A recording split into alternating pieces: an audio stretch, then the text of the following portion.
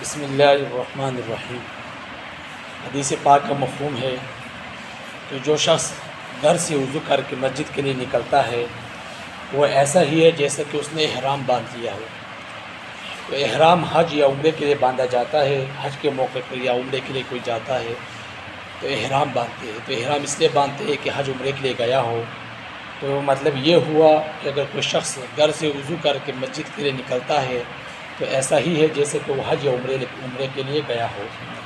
دوسری حدیث کا مفہوم ہے کہ جو شخص گھر سے وضو کر کے وہ ایسا وضو کہ جس میں اس نے سنت اور مستحبات کا خیال رکھا ہوا ہو، مطلب کیا کہ اچھی طرح اس نے وضو کیا ہو جو کہ وضو کا حق ہے۔ اگر اس نے اچھی طرح وضو کر لیا پھر گھر سے نکلا مسجد کے لیے تو ہر ایک قدم پر ایک نیکی لکھی جاتی ہے، ہر ایک قدم پر اس کا ایک درجہ بلند ہوتا ہے اور ہر ایک قدم پر اس کا ایک گناہ معاف ہوتا ہے، ہر ایک قدم پر اس کا ایک گناہ معاف ہوتا ہے۔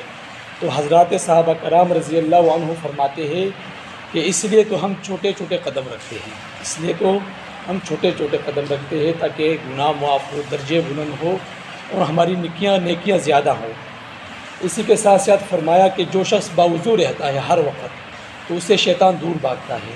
اسی طرح فرمایا کہ جو شخص باوضو رہتا ہے یہ اچھے اور پکے مومن ہونے کی نشانی ہے۔